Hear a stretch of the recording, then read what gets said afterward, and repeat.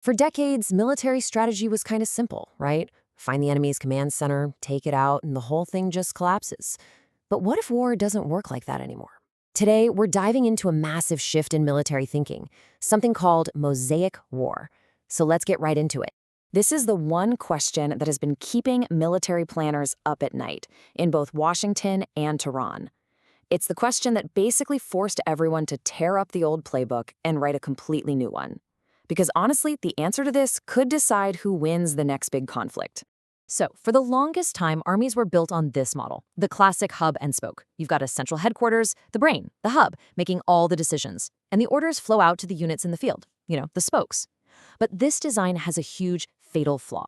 If you can take out that hub, the spokes are just left spinning, totally paralyzed, waiting to be picked off one by one. And both the US and Iran realized this was a weakness they just couldn't live with anymore. And the first ones to really redesign their entire state around solving this problem? It was Iran.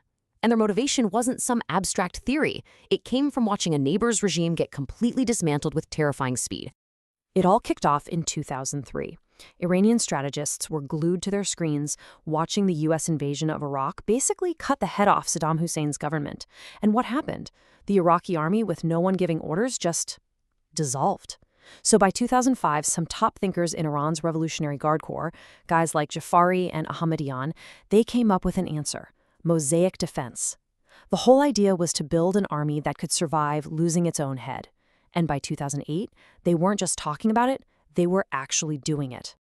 And this number, 31, is the absolute core of that idea. They took the entire Islamic Revolutionary Guard Corps, broke it apart, and rebuilt it into 31 separate, autonomous provincial commands. Think about that. 31 individual military units, each one empowered to fight its own war, whether they got a call from Tehran or not. Now here's where it gets really fascinating. This wasn't just some military shuffle. No, this was a total state survival plan. Each of those 31 corps was basically fused with the local government. This gave military commanders control over everything, from missile launchers to the local fuel and food supplies.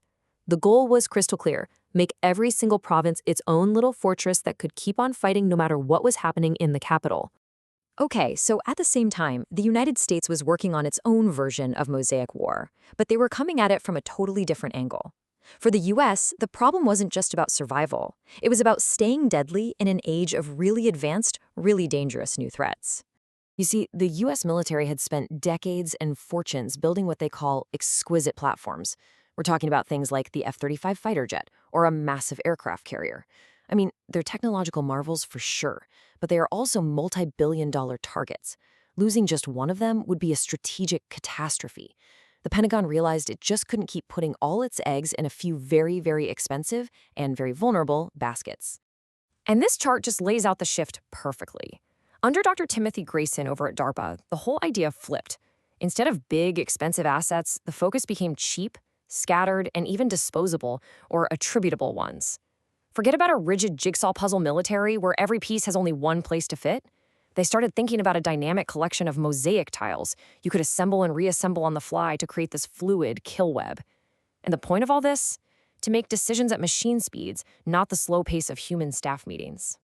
So you might be wondering, how in the world do you get a swarm of cheap drones, an old Cold War-era cannon, and a brand new stealth fighter to all work together seamlessly when they were never, ever designed to? Well, you need a universal translator for warfare. And that translator is called Stitches. It's this incredible piece of software that works like a digital Rosetta Stone for military hardware. It creates these on-the-fly translations between totally different systems.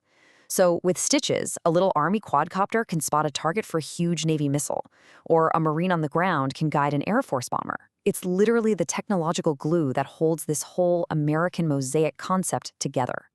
And listen, this isn't just some DARPA science project. General David H. Berger took these ideas and made them the absolute centerpiece of the U.S. Marine Corps' new Force Design 2030. He started reshaping the Marines into these small, fast, hard-to-find units designed to act as those deadly little tiles in a much bigger fight. Now, just a quick point of clarification here. The term Mosaic War has actually been around for a bit. Back in 2011, an Army major named Jonathan Klug used it as a metaphor for the messy, complex reality of counterinsurgency. But the DARPA definition from 2018, that's the one that really matters now. We're talking about a high-tech strategy designed to create totally overwhelming complexity for an enemy. So, what you have are two rival powers, both developing these headless military ideas for completely different reasons. And in February of 2026, Iran's theory was put to the ultimate and most brutal test. During a series of operations called Epic Fury and Roaring Lion, precision strikes systematically took out nearly the entire senior leadership of Iran. Just look at this list, from the supreme leader all the way down. The central command, that hub of the old model, was just gone. In any conventional war, this would have been checkmate, the end. But instead, the world gets this absolutely defiant message from Iran's foreign minister. He basically claimed the strikes had failed, that the real power was now in the decentralized network, and that they, the scattered pieces, would be the ones to decide how and when the war would end. So here's the bottom line. Iran's Mosaic Defense, it worked. But it came with a huge trade-off. On one hand, the state survived. The military didn't collapse, and those 31 provincial commands all started launching their own revenge strikes. But on the other hand, those strikes were described as frenetic. They lacked any kind of strategic timing or coordination. So they achieved survival, but they'd totally sacrificed coherence.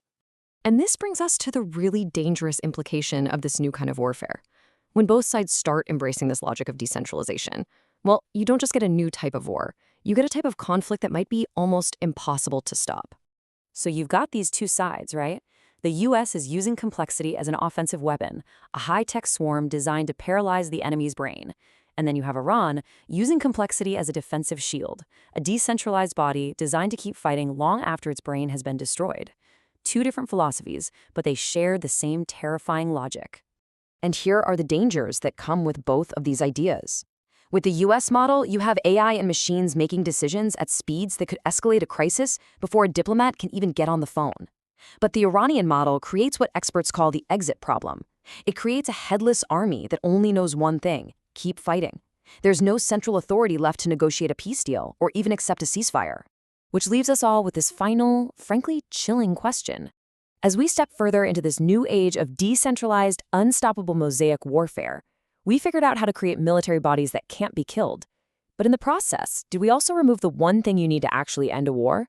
A single voice with the authority to finally say, stop.